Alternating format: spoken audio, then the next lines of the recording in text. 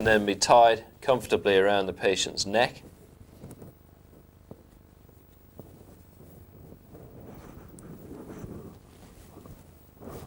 And the point is tucked over and secured either with a safety pin or with some sticking tape.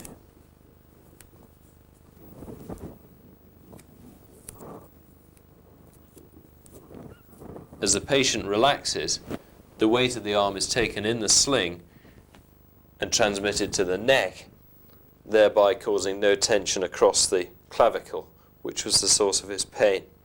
This technique is also useful after reduction of a dislocated shoulder, where it provides support from the weight of the arm, which would tend to pull down on the structures that have been injured during the dislocation. So this would be for injuries to the clavicle, proximal humerus, and the shoulder. The proximal humerus we may wish to treat in a different technique, and I'd like to demonstrate that to you next. We're now imagining that you've got a fracture in the humerus, and we want to allow a technique that brings traction. Traction is from the Latin word traho, which means I pull or I drag, and it's the same root as we get the word tractor. And we want to allow the weight of the arm to form traction across the fracture, to pull down on it. So this is not a technique so much for immobilization and pain relief as for actual treatment of the fracture itself. We're going to use one of these foam bandages for a collar and cuff. One end's placed around your neck and the other end around your wrist.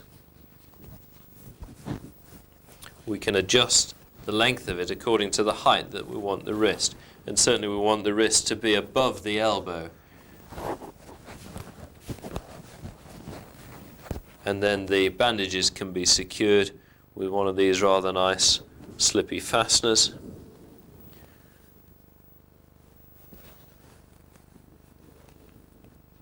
Which pulls tight like that and can't then be released, depending on the age of the patient as to how much room we leave at the wrist.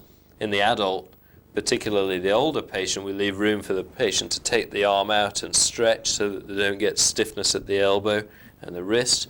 In the child, we may want to put it much closer at the wrist to give them less mobility. So when this is hanging, the weight of the arm is applying traction to the shaft of the humerus. That's right. Whereas with the broad arm sling, it was taking the weight of the arm, therefore preventing stretching and distension of tissues in the clavicle and shoulder. Yes. That's quite comfortable. So we've looked at a couple of examples of specific local management there, Jim. Is there any principles of local management of fractures that you think are worthwhile going over?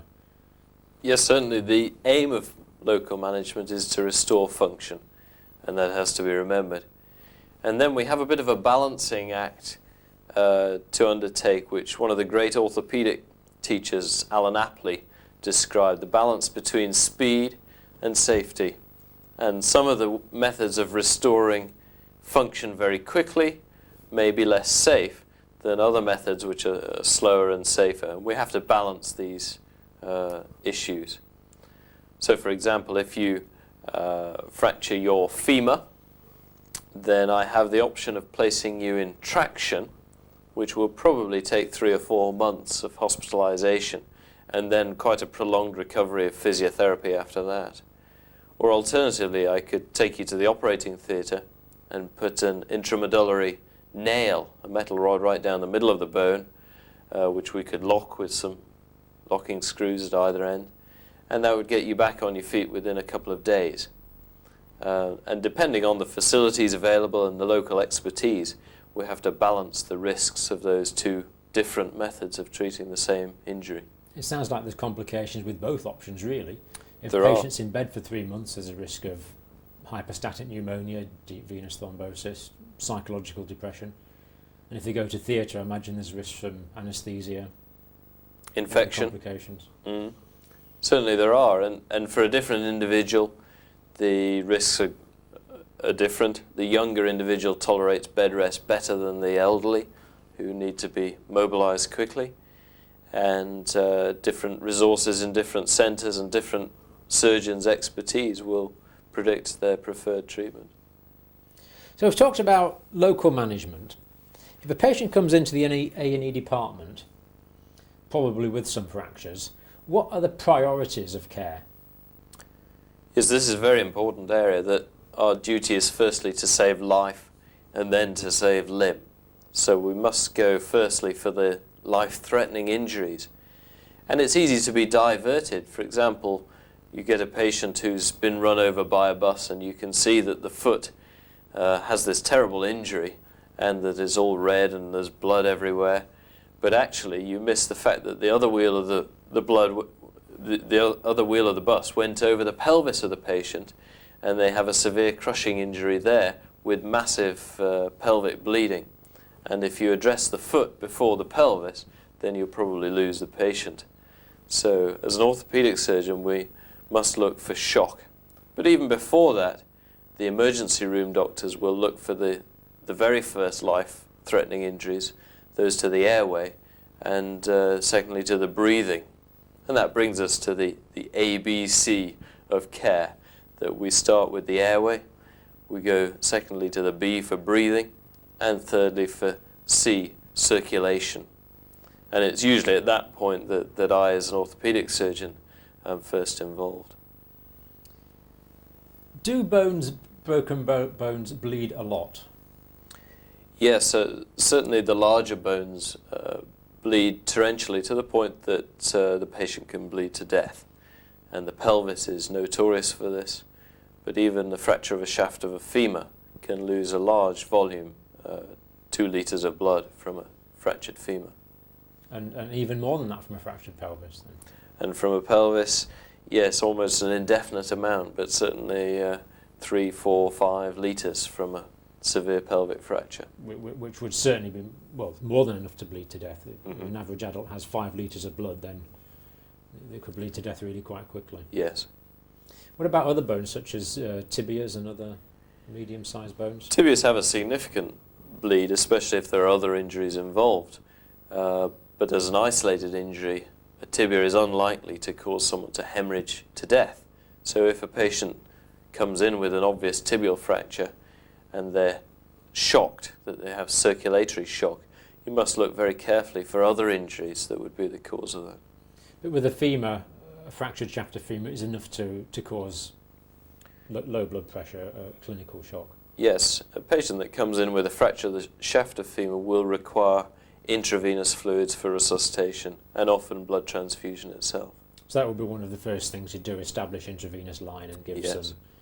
Would you tend to give colloids or crystalline fluids in that situation? What we tend to do in the first instance is to give a crystalloid fluid such as Hartmann's or normal saline, and then see how the patient responds to that. If they don't stabilise after the first litre of crystalloid, then I think colloid and possibly even blood will be indicated following that. What do you mean by stabilising that situation? Yes, the patient comes in shocked. That's to say that they have a tachycardia and they're hypotensive. And many patients will respond to the fluid that's given by restoring the blood pressure and the pulse back to normal. If they don't do that, then you must continue to care for them in managing that circulatory shock. And that means in 2 forms: 1, by stopping the bleeding, if you can, and 2, by giving fluids to make up the deficit.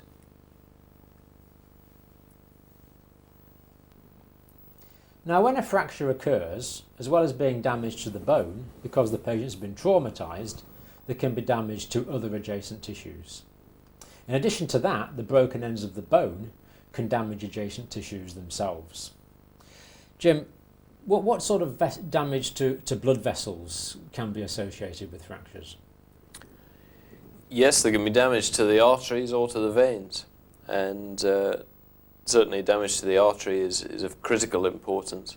Damage to the veins may cause significant hemorrhage, as in the pelvic fracture that we touched on before. There are some classic fractures that are known to bear a risk of damage to the arteries.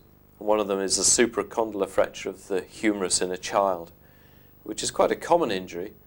The risk of damage to the brachial artery is fairly small, but it must be detected when it occurs. So whenever there is a fracture, or indeed a plaster of Paris, or any intervention to treat a fracture, it's good for nurses to regularly check on the circulation distal to the injury site. Yes, we need to check on the circulation. That involves looking for the colour of the skin, looking for capillary refill, and feeling the pulse where possible, and also checking for the feeling in the skin, the sensation, which will be altered when circulation is impaired. So the lack of circulation would alter the efficiency of peripheral nerves, and that could cause Yes. lack of sensation. And there is one very special area of complication which we should touch on, which is a compartment syndrome. A compartment syndrome is a loss of tissue perfusion in the muscles and contents of a tissue compartment. Now, as you know, in the limbs, the muscles are encased in a fascial compartment, and the fascia doesn't stretch. It's a tough fibrous tissue. Yes. And so when there's swelling within the compartment, if the swelling becomes too great, then the pressure within the compartment will increase, and it may increase to the point that the tissues cannot be perfused any longer with blood, and that is then a compartment syndrome. And this is a surgical emergency. The treatment is to release the fascia which contains the compartment, and so to allow more expansion, reduce the pressure in those capillary beds, and allow the tissue perfusion to continue. And what nursing observations might indicate that a compartment syndrome was developing as a complication of a fracture? This is very important because, in particular, one of the misconceptions is that the pulses will vanish in compartment syndrome, and this isn't the case. In fact, the first sign is nearly always pain, and pain that is more than one would expect from the fracture. So fractures themselves are painful, but if when the patient is splinted and they've had some sort of pain relief, they still complain of an excessive amount of pain, then you become to be suspicious of a compartment syndrome. And it's often seen at the end of the bed. You look at the patient and their face shows pain, and you worry about it and must look carefully.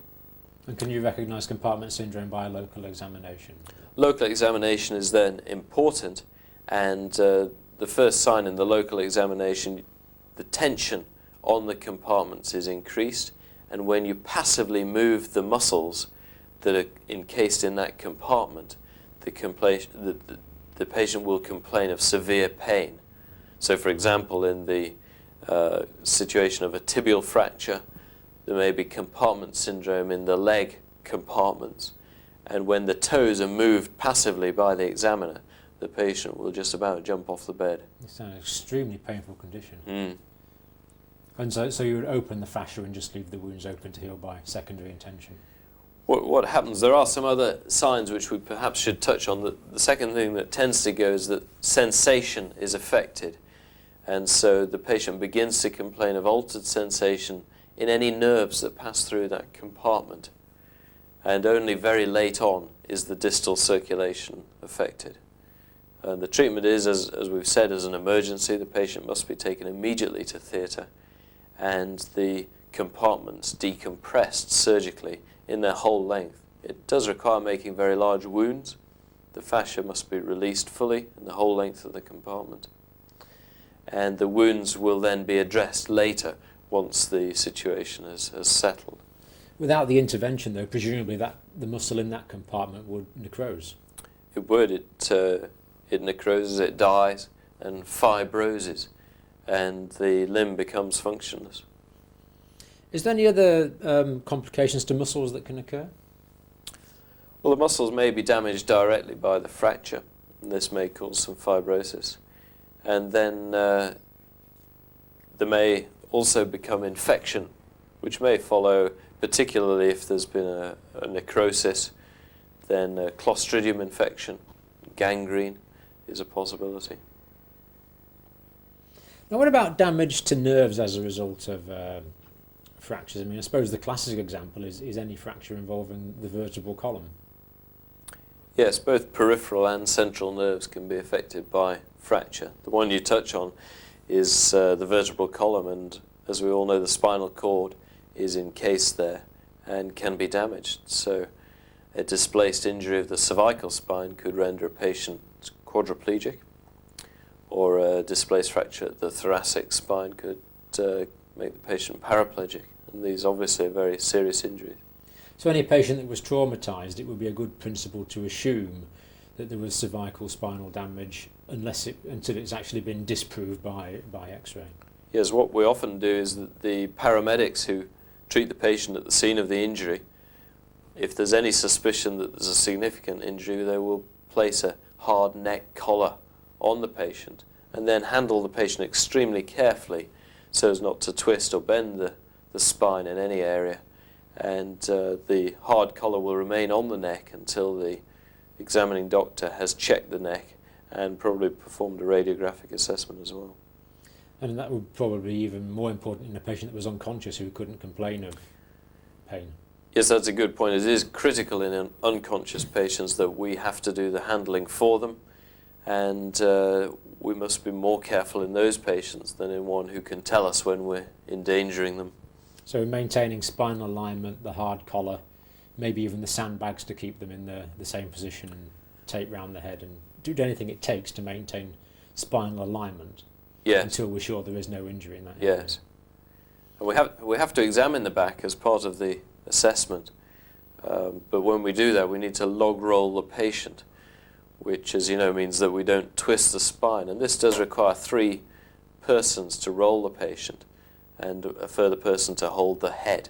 And they need to be trained individuals who can do that so as not to twist the spine as the patient is rolled on the side. Now, what about rib fractures? Are there any particular complications associated with that? Yes, rib fractures can cause puncture to the lung and pneumothorax, and that's an immediate problem.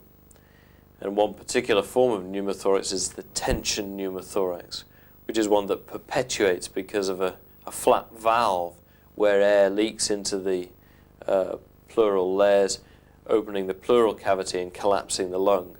And there's a one-way valve that air continues to go into that pleural cavity, and the lung is forced into more and more compromise.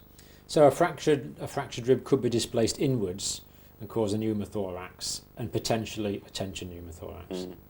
How would you recognise the presence of a pneumothorax? The tension pneumothorax, normally the patient, if conscious, will tell you that they've had an injury there, and they will be obviously breathless. They'll be tachypneic, and the trachea may be deviated away from the side of the tension pneumothorax. If we percuss the chest, they'll be hyperresonant at the side of the pneumothorax, and if we auscultate, there'll be the absence of breath sounds. If we do take a radiograph, then the diagnosis will be obvious, but in fact in a tension pneumothorax we should treat the patient before we take the chest radiograph, because it's an emergency and we shouldn't take the time to do the radiograph, in which case the patient might die. So a tension pneumothorax would need to be relieved straight away. Yes. Now, how many cases of pneumothorax develop into tension pneumothorax? Roughly. That's a question I can't answer, but what we do know is that traumatic pneumothorax bears a high risk of tension pneumothorax. So, as you know, there's a spontaneous pneumothorax, and that's a slightly different issue. But where there's trauma and a rib that's punctured the lung, there is a significant risk. So you must always be aware of that and yes. observe for that possibility. How long after the injury would that start to develop? Could it be straight away? Or? It may develop straight away, and the patient may die at the scene before they reach hospital. But if they do reach us, we must diagnose it immediately. It's the second tier in our ABC. This is the B for breathing. It's a life-threatening injury, and it's our duty to relieve it straight away. And it can be done quite simply. The initial threat is relieved by passing a cannula. We usually use a large gauge cannula, which can quite safely be passed at the front of the chest in the mid-clavicular line in about the second or third rib space and just piercing straight through. If the diagnosis is correct and there is a tension pneumothorax, we hear a hiss of air being relieved from the pleural cavity, and this allows the lung to begin to expand. We can then go on to a more definitive treatment using a chest drain, an intercostal chest drain. Let's think about the skull. If there's complications of any complications of fracture to the skull. The skull's a closed box. It's a bony box, and it contains perhaps one of our most vital organs, the brain. And the problem that arises is that it doesn't allow expansion within the box. So anything in there that is increasing the volume will cause a critical condition to the patient. So there can be a space-occupying lesion. Yes, but in the trauma situation, what we're most worried about is blood. So if there's bleeding within the skull, then that is critical, a neurosurgical emergency. Now, if there's an open fracture of the skull, is meningitis a potential complication? Yes, it is. This is described particularly with base of skull fractures, which we may recognize with bleeding from the ear, or with bleeding or CSF rhinorrhea, when we see a colourless fluid coming down through the nose. And all these patients should be given prophylactic antibiotics as a matter of course. So is it true that CSF would test positive for sugar with a lab stick? Yes, that's the diagnostic test.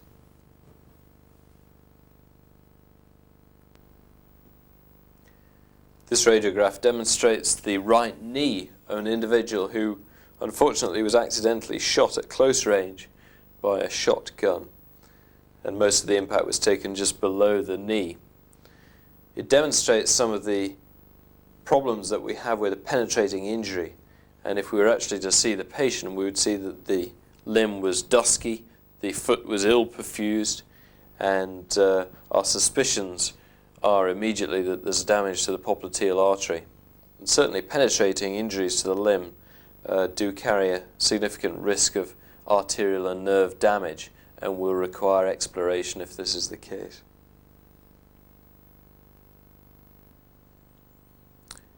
Basal skull fractures may be difficult to detect on an ordinary X-ray, but they must be treated on merits of clinical suspicion. This patient unfortunately died from his base of skull fracture, and so we've got a post-mortem specimen.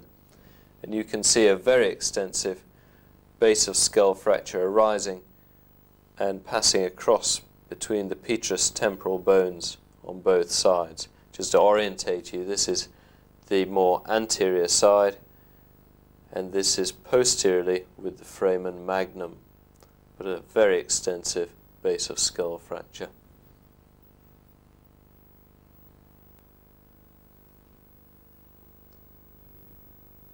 I'd like to illustrate some of the points about the cervical spine. Firstly, to orientate it in relation to the skull. We can see at the base of the skull the foramen magnum here, and the spinal cord marked in yellow is coming down from the brain stem through the foramen magnum.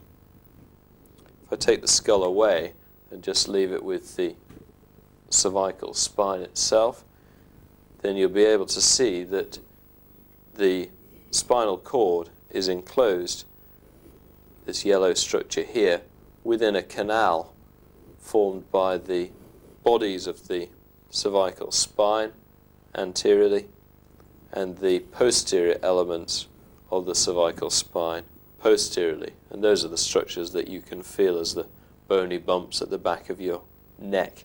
In particular, the prominence cervical spinous process, which is from C7, the lowest cervical vertebra. Now you can imagine that in an injury, if the spine is displaced, then a force is transmitted across the neurological structures of the spinal cord and may cause damage to them, which may well be irreparable and irreversible.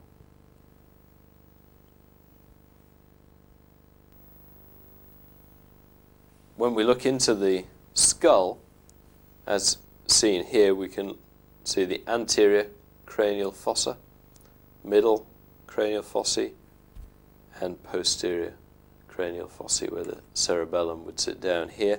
Here's the foramen magnum, where the spinal cord exits from the skull. This is an enclosed bony box. It's completely rigid and has no power of expansion except through that hole, the foramen magnum.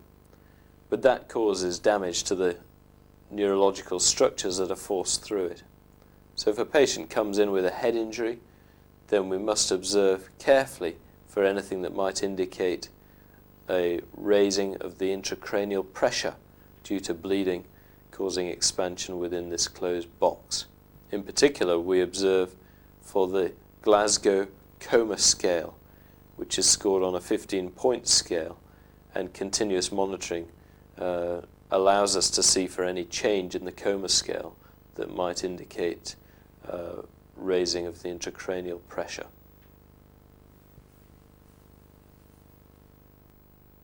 So we've been considering complications of fractures. We've considered hemorrhage as a systemic complication, that there can be blood loss. This blood loss may be obvious, or it may be hidden in a body cavity, such as in a hemothorax, where the blood is not actually obvious. So it's very important to monitor the clinical condition of the patient, as well as look for specific localized clinical features. We've also looked at some localized features. We've looked at vessels, muscles, damage to the chest, damage to the skull. What I'd like to ask about now, Jim, is other systemic complications of fractures. What sort of things are we looking for and considering? I'd like to talk about fat embolism syndrome. This is particularly a complication of long bones, and most classically the femur. So femoral shaft fractures are associated with this condition. It's quite ill understood in many ways, but it's to do with fat being released into the circulation. It appears to be both from the broken bone end, from the marrow, and also the production of fat as a response to injury. And the fat causes complications as it circulates in the body, particularly in the lungs. So it's almost like an acute hypercholesterolemia sort of. I suppose the blood looks a bit similar, but in terms of its effect on the individual, it's like having a shower of pulmonary emboli. But it doesn't affect just the lungs. There's the hypoxia that results from it, and that tends to cause confusion. So often the first presentation, the patient's slightly knocked off, a little dyspneic, and then if you look closely, you often see a petechial rash across the front of the chest. And this is usually 24 to 48 hours following the trauma. What was the term? A petechial rash. Petechial, it's a little red spotted rash, tiny little red dots across the front of the chest. So my thinking is that long bones, particularly the femur, part of the function of the marrow there is to store fat. Yes. If the bone is broken, then that fat can be released. But we're also saying that fat can be produced as a consequence of the fracture for reasons that aren't clearly understood. Yes, we know that because we see fat coming through into the renal circulation, and you can detect this by seeing fat in the urine. But the main complication is that is a respiratory complication. The main complication is normally seen to the chest, as you say, the lungs,